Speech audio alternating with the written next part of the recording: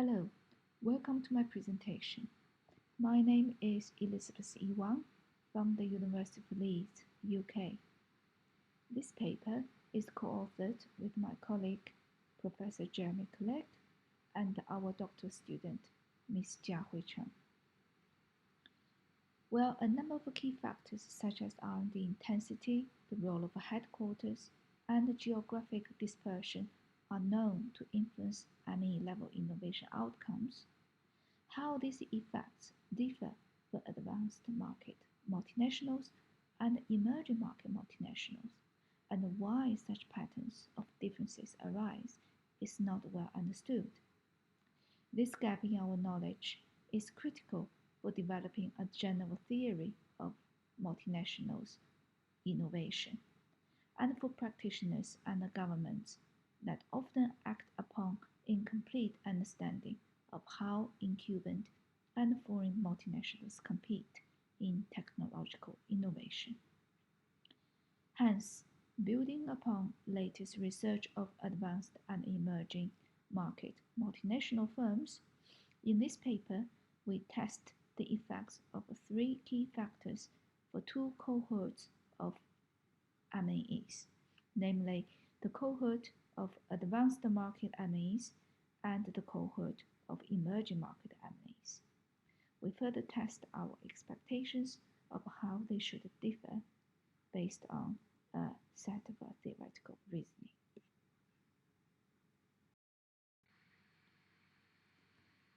Our starting point is the observation that advanced AMNEs and emerging AMNEs have fundamentally different processes of innovation. The research by Await, Larson, and Mundabi in 2015 suggested that such fundamental differences exist in R&D internationalization process, the role of headquarters, and innovation capability. As the slide here shows that the advanced AMNEs, Vistas, the industry's innovation leader from Denmark, is superior in all these aspects of the innovation process, while the emerging multinational, Switzerland, an industry late entrant but a fast follower from India, has a contrary process in all three aspects. This comparative research is very interesting in terms of suggesting contrasting mechanisms of innovation by two potential cohorts of multinationals, and it encourages researchers to ask some fundamental questions about how multinationals behave in technological competition when they are originated from a contrasting home country contexts. Specifically, what is the role of multinational R&D intensity? What is the role of headquarters? And what is the effect of geographic dispersion? As we would like to understand and make predictions about the behaviors of advanced and emerging multinationals in global competition, a general rather than cohort-specific explanation of how multinationals innovate is quite important. A general explanation of multinational global innovation can be derived from the internalization reasoning. Unevenly distributed knowledge across countries stimulates international knowledge transfer. The classic internalization theory would argue that knowledge transfer across national borders through external market is hindered by external market imperfections, and subsequently there is a need for knowledge transfer through the internal market. Therefore, international expansion or dispersion enables firms to leverage their own knowledge and source knowledge globally.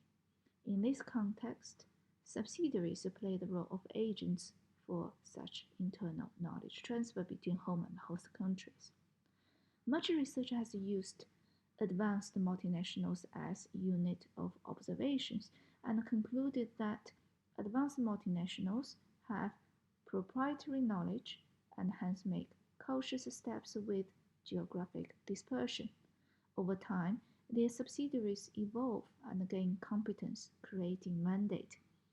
Advanced multinationals as a cohort are seen as competing in the higher end of global technological spectrum and are found to often have to defend their technological frontiers through complex and risky innovation.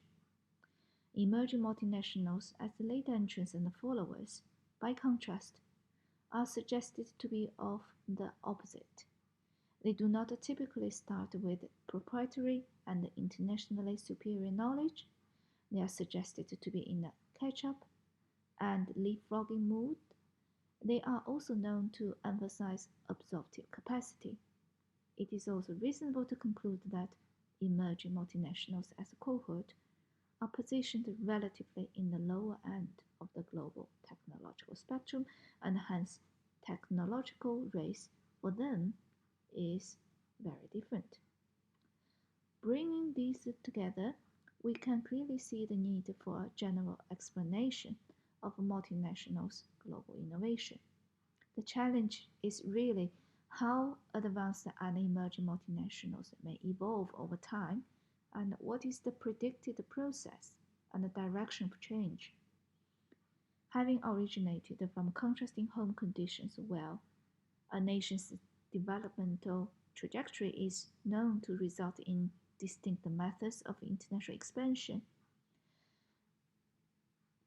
we ask a number of questions. For example, will these multinationals undergo the same process of diversification to become eventually similar to each other? This is beyond the scope of this paper, but we hope our findings shed light on this line of thinking. To summarize, the tensions we observe in the current literature is this.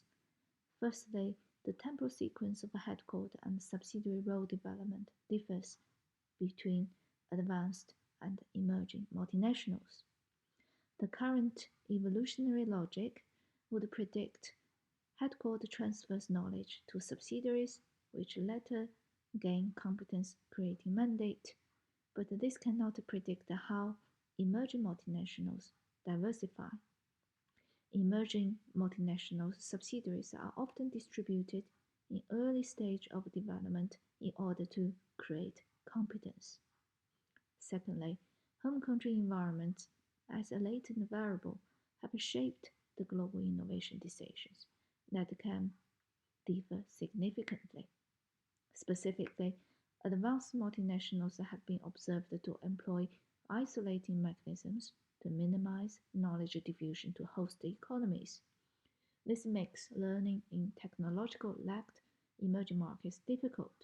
In other words, emerging multinationals' headquarters have comparatively less to gain at home, so leapfrogging through absorptive capacity is the only possible way. The role of headquarter is different for emerging and advanced multinationals by design. Another tension is that there is a different utility of R&D intensity.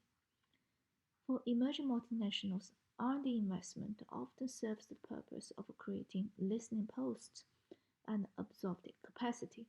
R&D intensity enables emerging multinationals to comprehend existing technology frontiers and identify opportunities to respond to markets using such knowledge. This behavior also means that emerging multinationals compete in the lower end of the global technological spectrum, which again does not warrant frontier-pushing technology and innovation. For advanced multinationals, on the other hand, intensive R&D investment is needed if they have to defend the frontiers, and this is often achieved through complex and risky innovation. A third tension is the use of geographic dispersion. Geographic dispersion is a key indicator of how a firm is capable of minimizing spatial transaction costs. Additionally, if the firm possesses superior knowledge, cautious dispersion is needed to also help to minimize knowledge diffusion. But this reasoning for emerging multinationals will lead to an opposite conclusion, where the firm with no superior knowledge or international standard has no need to be minimizing knowledge diffusion, and this resulted in the prediction of risk-taking dispersion for emerging multinationals.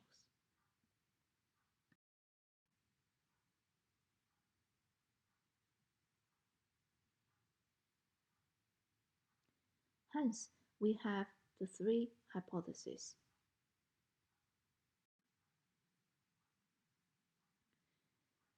This is our analytical framework.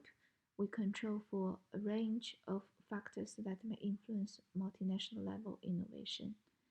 Outputs. In our paper, we use the counts of AMNEs patent applications filed under the Patent Cooperation Treaty as a proxy for multinationals' innovation output.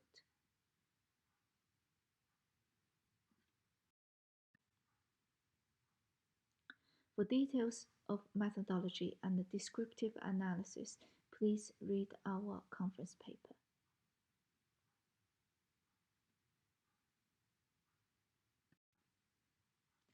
The graphs here visualize the differences between our sampled advanced and emerging multinationals.